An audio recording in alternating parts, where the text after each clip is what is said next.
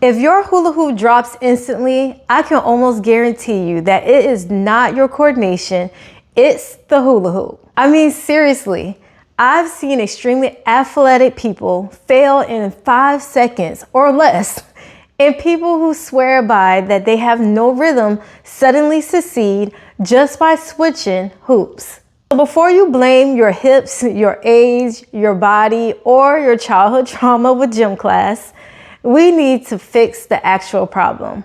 Today, I'm going to show you how to choose the right hula hoop so that hula hoop can finally feel possible for you. I'm Lauren, also known as the Hula Empress, and I help women to reduce stress and reconnect with joy through movement, specifically with a hula hoop. No dance experience is required. No being in shape is required. You can start. If you want simple, feel-good movement ideas that don't feel like extreme workouts, hit like and subscribe right now. I'm dropping this as a step-by-step series so that if you miss one, you'll be confused later, and I don't want that for you because we've been confused long enough about this hula hoop.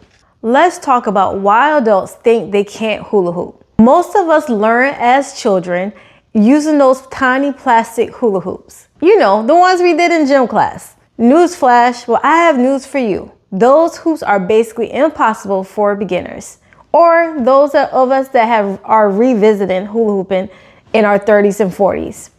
For one, they're small, they're very lightweight, they spin super fast once you get it going, or if you can get it going, and they give your body zero time to react.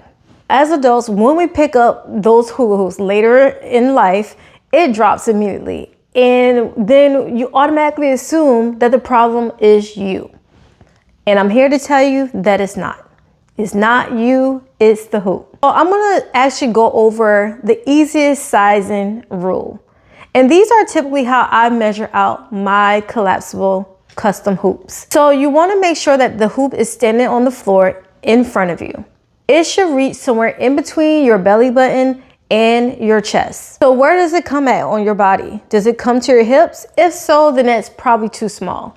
If it feels like a kid could jump through it, it's probably perfect. The bigger the hoops are, the easier it is to use. A lot of people don't believe me, but believe it or not, the slower the rotation, the more time it is for your body to figure things out. I have this really big hula hoop that I love to call my training wheels, and anytime I'm hosting an event and someone's having a challenge with just keeping the hoop up with my standard size hula hoops, I'll bring out the training wheels.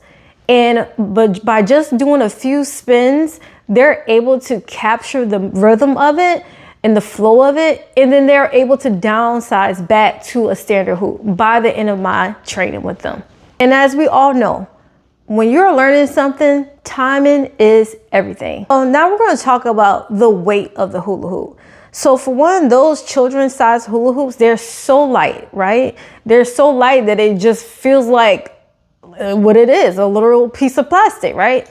So you want your hoop to have a little weight to it. The hula hoops that I make are approximately 1.5 pounds, which makes it not too light or not too heavy. There are hoops that are sometimes like 5 pounds, and you don't necessarily need a heavy hoop like that. A lot of people think, oh, I can't hula hoop, so I need a heavy hoop.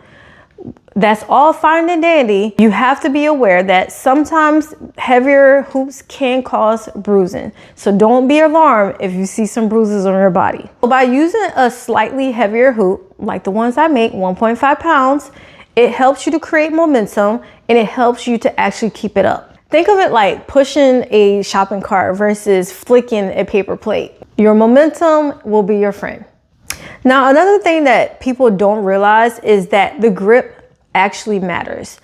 So the materials that I use on my custom hula hoops are vinyl tape and sometimes gaffer tape. And sometimes I'll combine the two together. So super smooth hoops can be a little tricky at first. Those textures help the hoop to grip to your clothing or to your body. I just want to send you a little bit of love and reassurance right now. I cannot tell you how many times women have told me, I thought I just couldn't do it. And then 5 minutes later, with the right hoop, they become hoop stars. It's not all about being perfect or fancy, but just really enjoying hula hooping. And just feeling accomplished because you're able to get 3 to 5 spins when you haven't been able to get any, right? If hula hooping has been frustrating for you, please know that you're not broken. You were just using the wrong type of hoop.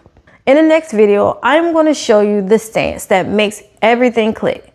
Because yes, just like having the wrong hoop, there can be a wrong way to stand or a more challenging way that is preventing you to hula hoop. If you made it all the way to the end of this video, drop the code word READY in the comments so that I know that you're serious about learning and not just hoop curious.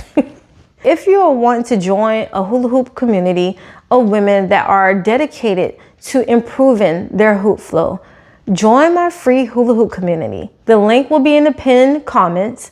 It is free to join, and there's tons of free hoop resources in there as well. Join us in the Hula Healing Tribe. Now let's hula heal dance.